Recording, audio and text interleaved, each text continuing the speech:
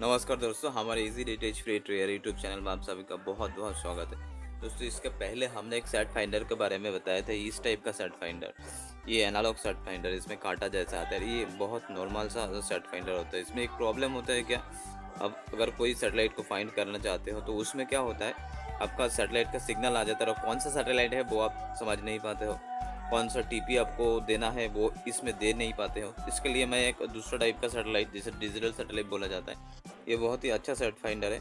तो इसे हम खोल के देखते हैं इसके अंदर क्या क्या आता है।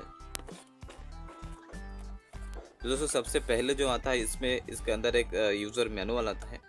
तो ये सेट फाइंडर को कैसे यूज़ किया जाता है उसी के बारे में बहुत अच्छी तरह लिखा हुआ है, पूरा इंग्लिश में लिखा हुआ है, ठीक है। और उसके बाद जो आता है, ये देखिए, ये सेट फाइंडर। तो इसमें कौन सा क्या चीज़ आता है बॉक्स के अंदर, वो पहले देख लेते हैं। तो देखो, इसका अंदर जो आता है, एक डीसी पावर के लिए आता है। अगर आप बैटरी से इसे पावर देना चाहते हो तो इसके लिए ये बहुत ही काम का चीज़ है। यही लगेगा आपको, यहाँ पे बैटरी लगेगा, 1.5 वोल्ट का जो पेंसिल बैटरी है वो लगेगा। 1 2 3 4 5 6 7 8 9 10 बैटरी लगेगा। और इसमें एक एक का 1.5 वोल्ट करके हो जाता है। तो हो जा रहा है आपका कितना, 15 वोल्टेज, मतलब कि 15 वोल्टेज हो जा रहा है, ठीक है। वो वोल्टेज देने के बाद इसे कनेक्ट करना है, दिखा दे रहा हूँ मैं आपको।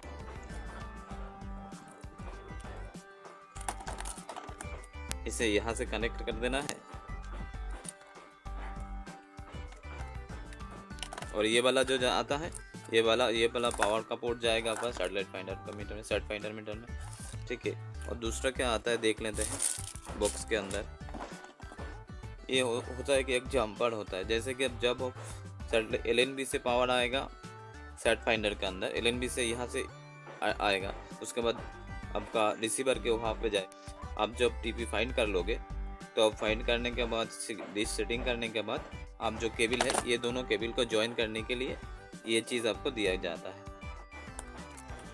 और उसके बाद क्या आता है, ये यहाँ पे जो आउटपुट होता है 13 वोल्ट है, तो 1 एम्पियर देगा आपका आउटपुट, ठीक है। और एसी पावर में आप लगाओगे तो ये आउटपुट आ जाएगा, ये आउटपुट आता है और ये सेट फाइंडर में देना है। तो ये बॉक्स के अंदर आता है। अब देख लेते हैं ये सेट फाइंडर कैसे काम करता है।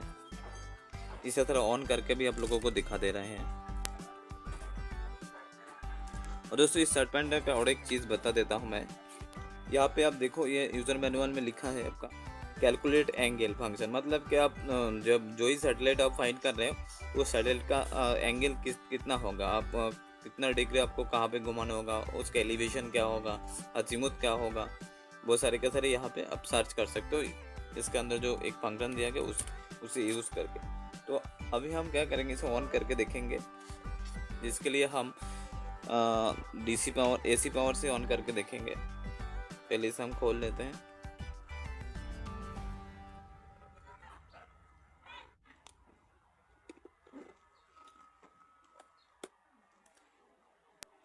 और एक चीज़ दिखा देता हूँ आप लोगों को, देखिए यहाँ पे जो आता है, ये सरल, मतलब कि एलएनबी के वहाँ पे जाता है। यहाँ पे जो पोर्ट मिलता है आपके, ये एलएनबी के वहाँ पे जाता है, ये आपका रिसीवर के वहाँ पे जाता है। यहाँ पे रिसीवर भी लिखा है, ठीक है।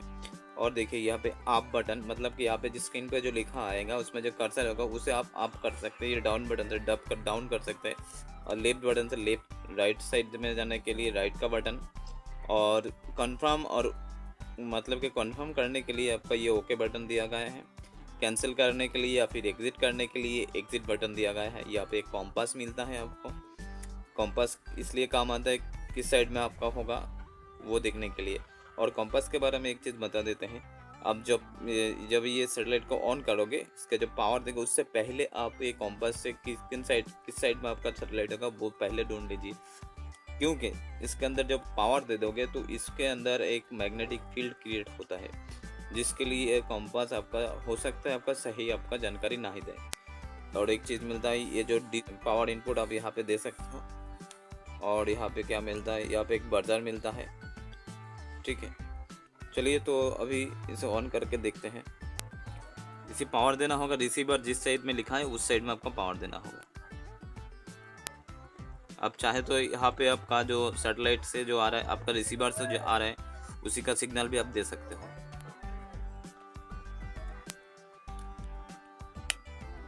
तो देखो मैंने पावर को ऑन कर दिया। यहाँ पे पहले आप आ रहा है आपका मेन मेनू। यहाँ पे देखो अब पहले जो आता है आपका फाइंड सैटेलाइट, तो इसे अगर हम ओके करेंगे तो यहाँ पे आ जा रहा है आपका सैटेलाइट का नेम जो आ रहा है। ये डायलॉग टीवी पहले ही आ रहा है, ठीक है। उसका जो फ्रीक्वेंसी भी दिया हुआ है, आप चाहो तो इसे एडिट कर सकते हो। और हम एग्जिट करके नेक्स्ट में जा रहे हैं। आपको थोड़ा सा मैं दिखा दे रहा हूँ, डाउन करके फिर नीचे की ओर गए, देखिए उसके लिस्ट सैटेलाइट लिस्ट आता है यहाँ पे। तो मैंने ओके बटन जो है ओके बटन दबा रहा हूँ अभी। तो यहाँ पे देखो आप देख सकते हो ये के सारे का सारे आपका सैटेलाइट लिस्ट जाएगा, 1 2 3 4 सारे। पहले डायलॉग टीवी है, उसके बाद Airtel, Tata sky, Videocon, DTH, Sun Direct. ये डाउन बटन से नीचे की ओर जाते हैं और देख लेते हैं। Week TV, DD direct plus, यह सारे। आप चाहो तो यहाँ पे ऐड भी कर सकते हो और एग्जिट बटन दबाते हैं। तो नेक्स्ट में आता है आपका एडिट सैटेलाइट। तो डाउन करके नीचे गए और एडिट सैटेलाइट अगर आप ओके करेंगे, ओके करते हो, तो यहाँ पे ऐड सैटेलाइट और मॉडिफाई में आपका आता है क्या, कोई भी सैटेलाइट यहाँ पे दिया हुआ है तो उसी को आप देखिए डायलॉग टीवी जो आ रहा है इसको आप चेंज कर सकते हो। तो हम इसे एग्जिट कर दे रहे हैं, बाद में देखेंगे, डिलीट भी कर सकते थे। उसके बाद कौन सा मेनू आता है, उसके बाद आता है एडिट ट्रांसपोंडर, एडिट टीपी। उसके बाद आता है आपका कैलकुलेट एंगल। तो कैलकुलेट एंगल में मैंने पहले एक बार बता दिया आप लोगों को, कोई भी सैटेलाइट अगर यहाँ पे आप देते हो और उसका लोकेशन जो है, अब जैसे कि 95 डिग्री इसमें डिश टीवी आता है, या तो फिर DD डायरेक्ट प्लस, या तो फिर कोई दूसरा सैटेलाइट जैसे 138 यूटेलसेट, कोई भी सैटेलाइट आप देते हो, तो उसके लिए आपको डिश को कितना कहाँ पे घुमाना होगा वो सारे यहाँ पे आ जाता है। ये कैलकुलेट करके देता है। पोलराइजेशन क्या होगा और आपका LNB की स्क्यू एंगल क्या, वो भी यहाँ पे आपको देखने को आ जाता है, ठीक है। और देखते हैं दोस्तों इसके अंदर क्या दिया गया है। उसके बाद आपका आता है रीसेट टू फैक्ट्री।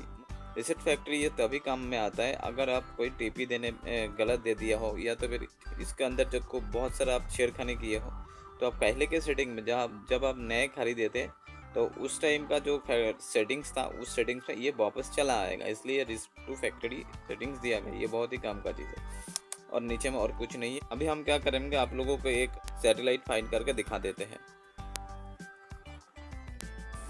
दोस्तों अभी हम डिश के सामने आ गए। अभी डिश से दिखाएंगे कैसे आप सैटेलाइट को ट्रैक कर सकते हो, ठीक है। इसके लिए पहले हम क्या करते हैं, ये जो सेट फाइंडर को LNB से कनेक्ट कर दिए। ये देखो ये LNB का वायर आ रहा है, यस हो ओके। फिर LNB से आ रहा है पावर, और यहाँ पे जो मैंने पावर दिए है वो DC पावर दिए है हमने। तो पहले हम इसे ऑन कर दे रहे हैं। जैसे ऑन कर दिया, यहाँ पे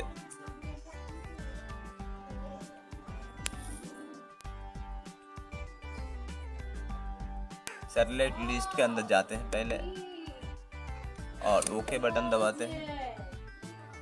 अभी हमको क्या देखना है, देख लेते हैं हम DD डायरेक्ट प्लस का सिग्नल कैसे ला जाता है। ये मेरा सेट किया हुआ है, इसलिए हम उसी को देखेंगे। नीचे नीचे नीचे ये DD डायरेक्ट प्लस में आ गया और इसे ओके कर देंगे। तो इसका कौन सा टीपी देखना है, पहले वाला जो टीपी उसी को देखना है। तो हम इसे फिर से ओके कर दे रहे हैं। ये देखो मेरा सिग्नल अभी आ रहा है और बर्जर से भी साउंड आ रहा है, ठीक है। अभी सिग्नल को थोड़ा बढ़ाने के लिए मैं थोड़ा एडजस्ट कर ले रहा हूँ डिश को। दोस्तों आप देख सकते हो मेरा 68% सिग्नल ये DD डायरेक्ट प्लस का मिल गया है।